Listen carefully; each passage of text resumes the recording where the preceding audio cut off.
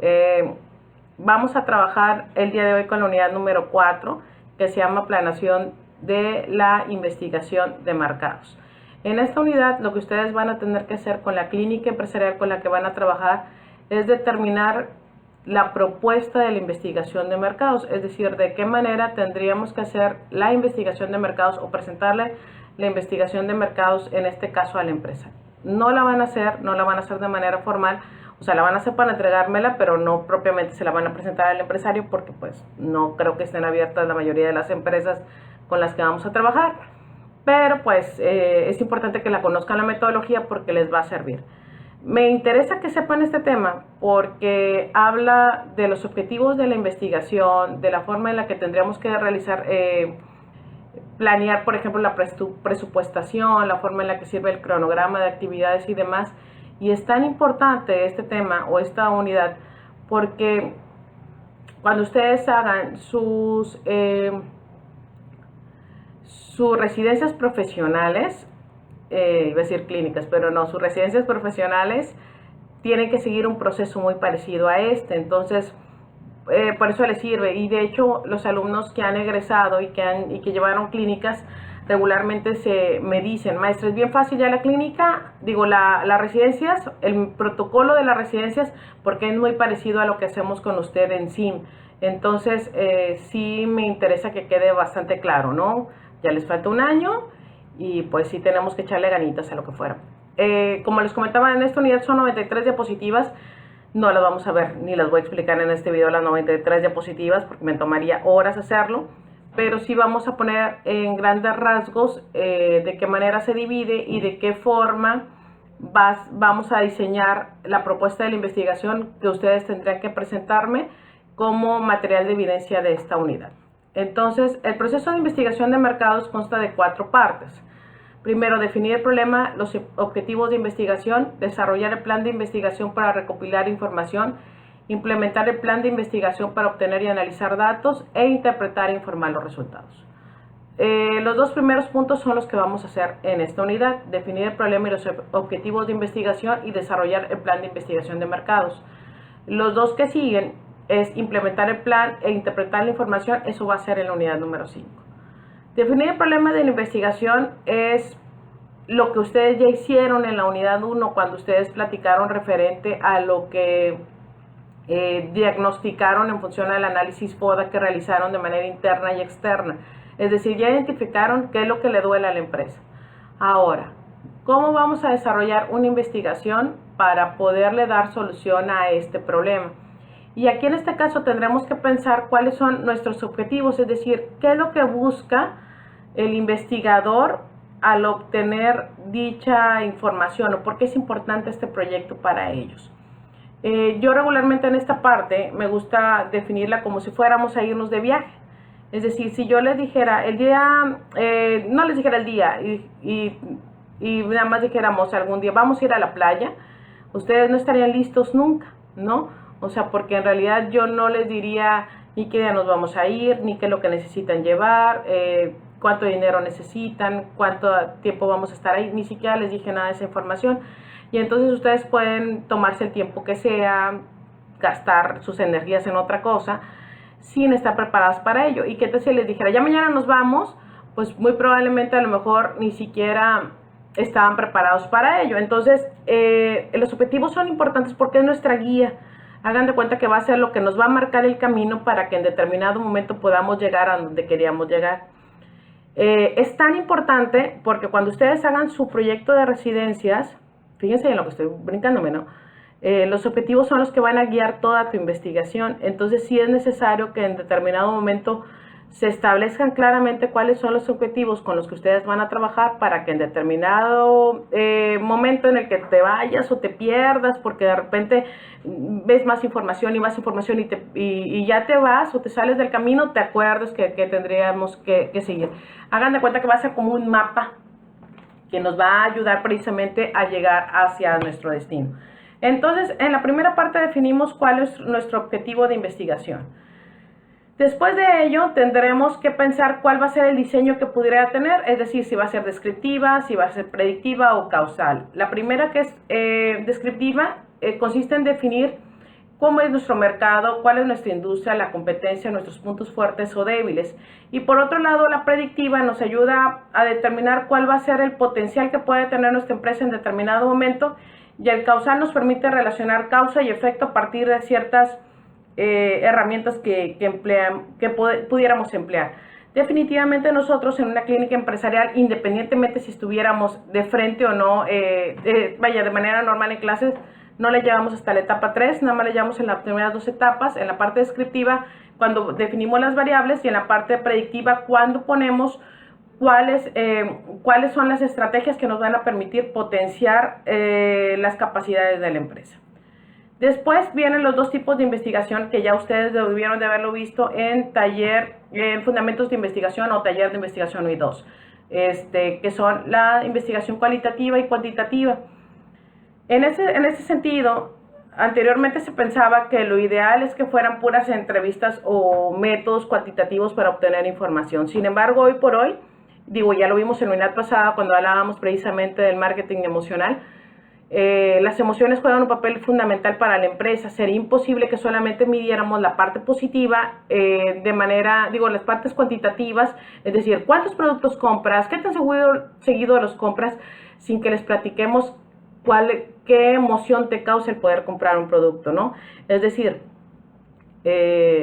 cuando tú le vendes un producto a un niño, por ejemplo un juguete, y le ves la cara de emoción, o a lo mejor cuando a una persona le vendemos un servicio profesional para que se fuera a casar, ¿no? Y que le vendemos el servicio de maquillaje y ves la reacción en su cara de felicidad o de decepción, porque a lo mejor puede ser que no le haya gustado cómo queda. Bueno, si no medimos eso, en realidad no podríamos saber que también estamos haciendo nuestro trabajo. Entonces, no puede existir una investigación meramente cuantitativa. En realidad tendría que existir lo cualitativo y lo cuantitativo para que en determinado momento pudiéramos decir que nuestra investigación ha sido exitosa. Dentro de las investigaciones cualitativas están las entrevistas de profundidad, que me hubiera encantado que las hubiéramos podido hacer, es decir, que nosotros fuéramos con expertos dentro del tema para saber de qué manera pudieran medir la satisfacción o nos pudieran orientar respecto a un tema. Si las pudieran hacer, qué padre. Si no, bueno, pues, entiendo que no es la situación y no es lo ideal.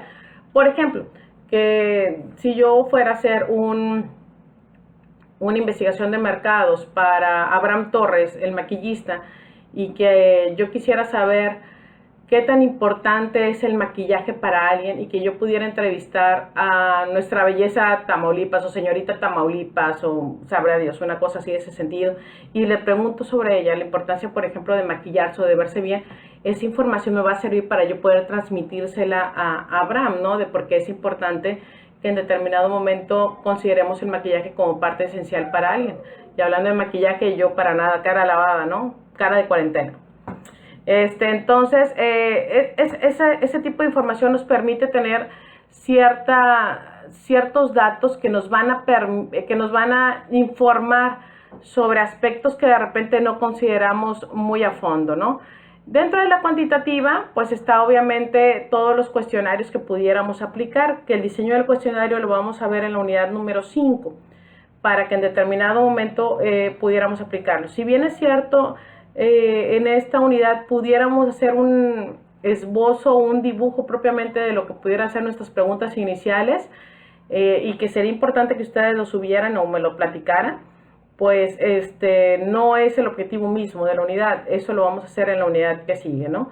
Posterior a ello sigue la propuesta de investigación, es decir, ¿qué le voy a proponer a nuestro cliente para que en determinado momento se convenza de que nuestra investigación es lo demás? Generalmente está compuesta de las siguientes partes. 1, diagnóstico de la situación, es decir, qué es lo que está ocurriendo en realidad dentro de la empresa.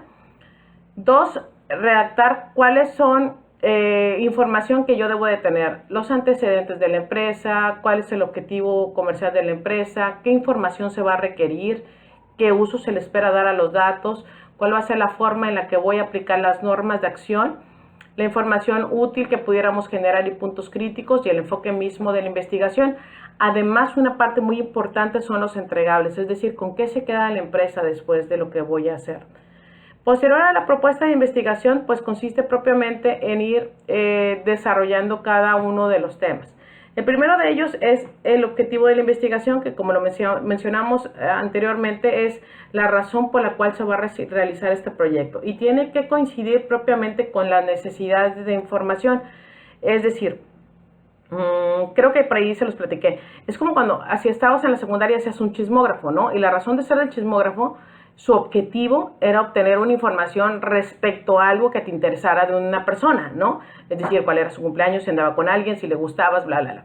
Entonces, como esa era tu razón de ser, tú diseñabas todas las preguntas para ver si esta persona estaba interesada en ello.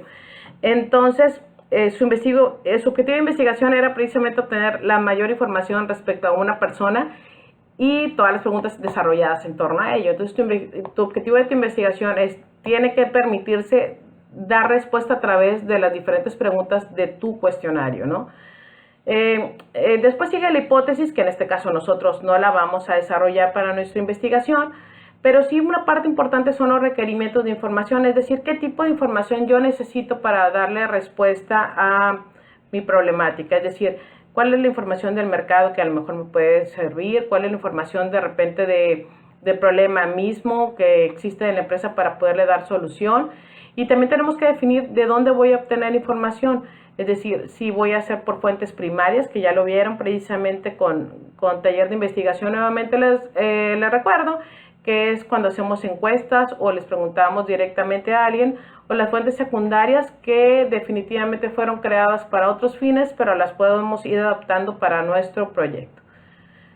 Dentro de los métodos y técnicas que tenemos para recolectar información, existen 3 que son los regularmente más efectivos. El primero es la observación, que ya creo que desde la primaria lo vieron, que consiste propiamente en hacer una investigación mediante un checklist de lo que pudiera o debería de hacer una persona. La experimentación, que es cuando la persona prueba determinado producto, vemos si funciona o no. Y el siguiente es la entrevista, que se hace precisamente para obtener algún tipo de información muy específica y que regularmente se la vamos a hacer a personalidades o a personajes expertos que tuvieran deseos de participar dentro de nuestra investigación y que definitivamente nos van a servir como sujetos de estudios, ¿no? Después de eso tengo que determinar cuál va a ser la muestra que debo de llevar. Ya ustedes ya llevaron estadística, entonces muy probablemente ya determinaron cuáles son las formas en las cuales se debe determinar una muestra, recordando que una muestra es una parte representativa de una población objeto de estudio. Aquí lo interesante es que en realidad nosotros sí hagamos una buena selección de la muestra. Por eso aquí va a ser el punto medular de toda esta investigación. Es decir, si yo quiero investigar, volviendo al ejemplo de Abraham Torres, si a mí me interesa en realidad